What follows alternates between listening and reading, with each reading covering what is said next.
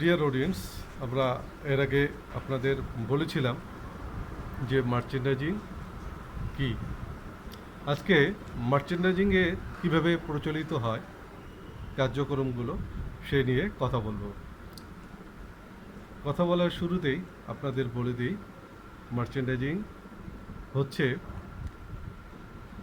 বাজারজাতকরণের উদ্দেশ্যে কাঁচামাল কিনে সেই কাঁচামাল একটা প্রোডাক্ট প্রস্তুত করে প্রোডাক্টকে বাজারজাতকরণের উদ্দেশ্যে শিপমেন্ট করা বা জাহাজীকরণ করার নামই হচ্ছে মার্চেন্ডাইজিং।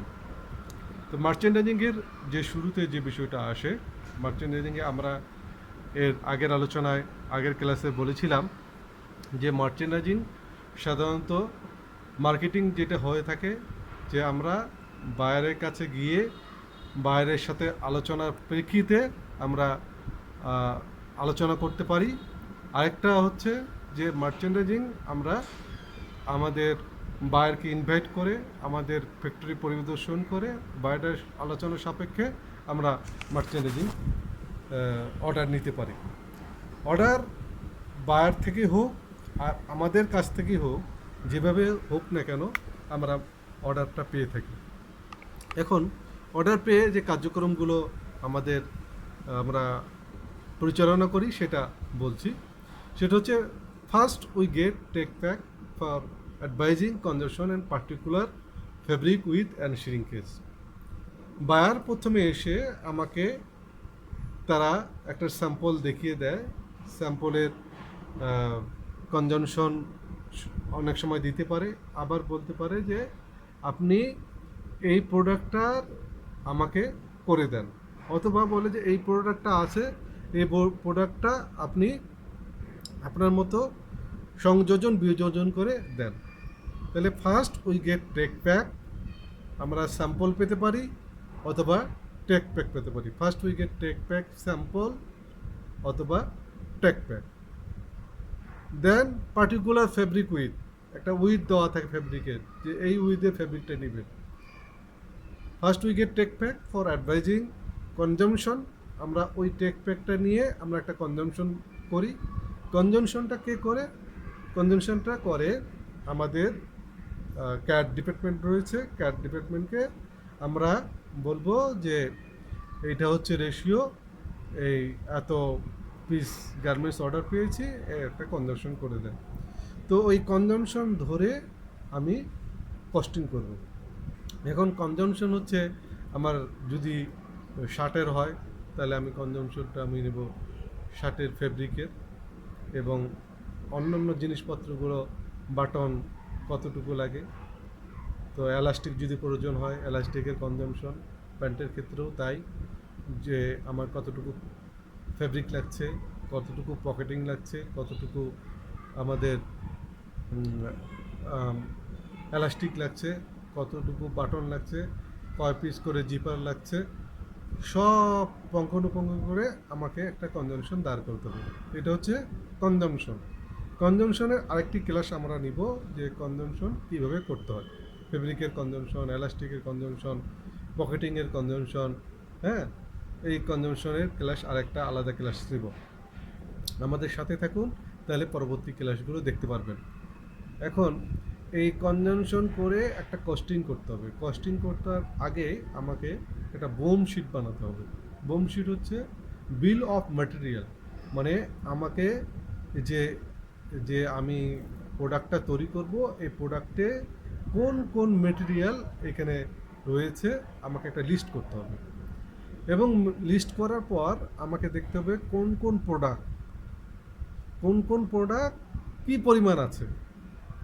একটা যদি আমি প্যান্ট ধরি, সাধারণত একটা মেন জিপার থাকে, কিন্তু পকেটে যদি থাকে, আবার যদি নিতে জিপার হয় তাহলে জিপারের পরিমাণ বাড়বে। আবার অনেক সময় অনেক এলাস্টিক ইউজ করা হয়, অ্যাডজাস্টেবল এলাস্টিক, এলাস্টিক যদি থাকে তাহলে এলাস্টিকের পরিমাণটা নির্ধারণ করতে হবে। এইভাবে করে আমাকে একটা কস্টিং করতে হবে। কস্টিংয়ের জন্য আমরা আরেকটি ভিডিওতে কস্টিং আমরা প্রোডাক্ট ওয়াইজ কস্টিং করে দেখিয়েছি, আপনারা এটা দেখে আসতে পারেন যে প্রোডাক্ট ওয়াইজ কীভাবে কস্টিং করে। এখন বলতেছিলাম যে আমরা কনজামশন নিলাম, তারপর কস্টিং করলাম। এখন পরবর্তীতে যে ধাপটা আমাকে দাঁড়ায় যে আমাকে এখন অর্ডার কনফার্ম হয়ে গেছে, এখন আমাকে স্যাম্পল করতে হবে। স্যাম্পল করব, কোন স্যাম্পল শুরু করব? একটা হচ্ছে ফিট স্যাম্পল, দেন আমরা পিপি স্যাম্পলে যাব। ফিট স্যাম্পলটা কেমন? ফিট স্যাম্পলটা হচ্ছে আপনার ফিটিংটা শুধু দেখবে। আপনি ওই কাছাকাছি কোয়ালিটির ফেব্রিক হতে পারে, অথবা আপনি অ্যাভেলেবেল ট্রিমস দিয়েও এটা করতে পারেন ফিট স্যাম্পল। ফিট স্যাম্পল করার পর এই ফিট স্যাম্পল আমরা পাঠাবো।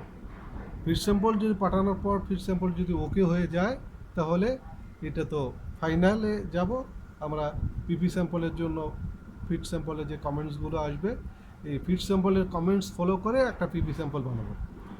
এখন ফিট স্যাম্পল আবার নাও হতে পারে।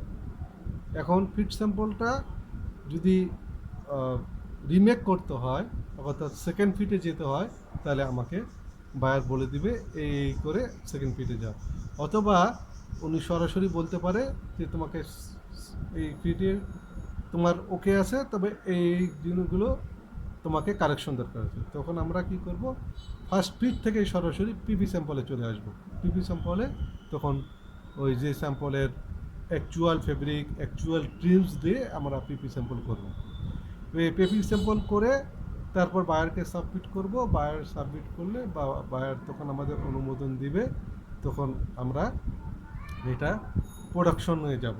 প্রোডাকশনে যাওয়ার আগে আমাদের আবার পিপি মিটিং করতে হবে। পিপি মিটিং করার আগে কিছু টেস্ট ক্রাইটেরিয়া যদি থাকে, আমাদের টেস্টগুলো করে নিতে হবে।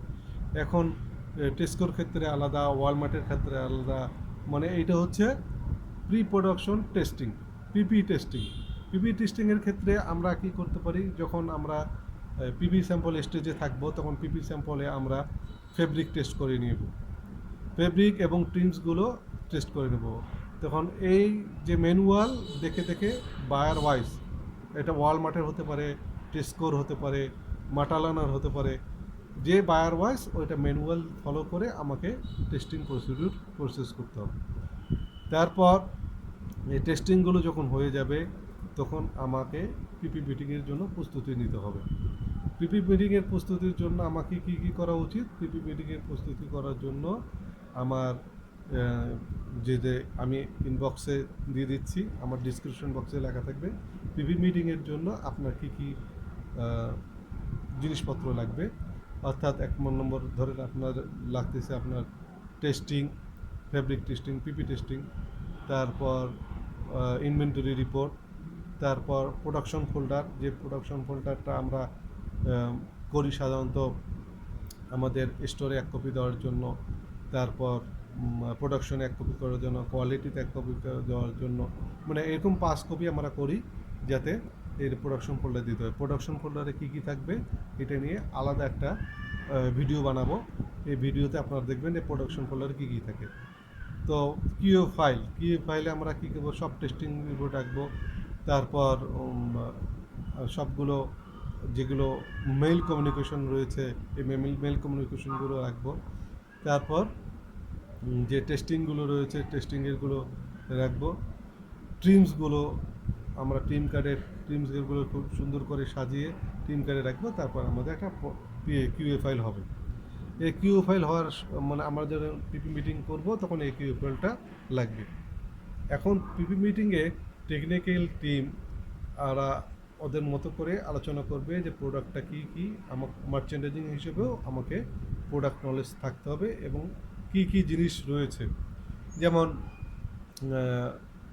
বায়ার প্রথমে যে স্যাম্পলটা দিয়েছে, এখানে কিছু চেঞ্জ আসছে, যে চেঞ্জগুলো হয়তো আমরা পিপি স্যাম্পল কারেকশন করেছিলাম, কিন্তু এখানে ফাইনাল স্যাম্পলে কারেকশন করিনি। তো এই ধরনের কিছু নোট, পিপি মিটিং নোট দেওয়া হবে সবাইকে। এখন পিপি মিটিংয়ের পর আমরা এখন কি করতে যাব? হ্যাঁ, তো পিপি মানে আমরা যে পিপি মিটিং করছি তার পূর্বেই আমাকে কিন্তু একটা সাইড সেট করে নিতে হবে।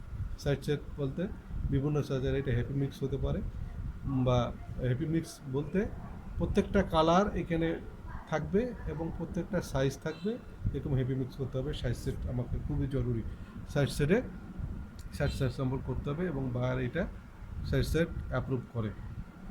এই সাইজ স্যাম্পল সহ আমাকে পিপি মিটিংয়ে উপস্থিত হতে হবে।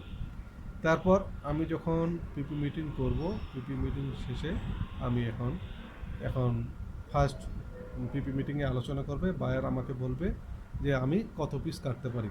তখন বায়ার আমাকে যে যত পিস আমি কাটবো বায়ার বলবে তত পিস, মনে করেন 100 পিস আমাকে বললো বায়ার আপনি 100 পিস কাটতে পারেন, তখন আমি বায়ার 100 পিস আমরা কাটবো কেটে তারপর যদি মনে করেন ওকে আছে তাহলে উনি আমাদের বলে দিবে যে আপনারা প্রসিড করতে পারেন আপনাদের প্রোডাকশন লাইন, নতুবা ওই ইনলাইন ইন্সপেকশন হবে। ইনলাইন ইন্সপেকশন নিয়ে বায়ার তখন একটা মন্তব্য করবে, অনুযায়ী আমাদের কাজ করতে হবে। আমাদের প্রোডাকশন শুরু হয়ে গেল। প্রোডাকশন যখন শুরু হয়ে যাবে তখন আমাদের একটা টেস্ট করাতে হবে, সেটা হচ্ছে গার্মেন্ট টেস্ট। গার্মেন্ট টেস্ট সাধারণত 10% যখন আমার প্রোডাকশন হবে তখন আমাকে এটা করতে হবে। 10% অর্থাৎ প্রোডাকশন থেকে পুল আউট করে গার্মেন্ট টেস্ট করে নিতে হবে। তো আগে বলেছিলাম যে যেমন বায়ার যেমন বলবে তেমনিভাবে বায়ারের ম্যানুয়াল অনুযায়ী আমাদের এই টেস্টিংটা করতে হবে। তো আমরা এখন টেস্টিং করলাম, গার্মেন্ট টেস্ট করার পর ধরো আমাকে 6-7 দিন পর রিপোর্ট পাবো। রিপোর্ট পাস হলেই তখন আমাদের প্রসেস, এইদিকে প্রোডাকশন হচ্ছে, এইদিকে গার্মেন্ট টেস্টিং আমার পেয়ে গেলাম। তারপর যখন আমার মাল শিপমেন্ট হবে, শিপমেন্ট ডেটের মানে শিপমেন্ট ডেটের 4 দিন আগে, শিপমেন্ট ডেটের 7 ডেজ বিফোর আমাকে কি করতে হবে, আমাকে তখন প্রি ফাইনাল করতে হবে।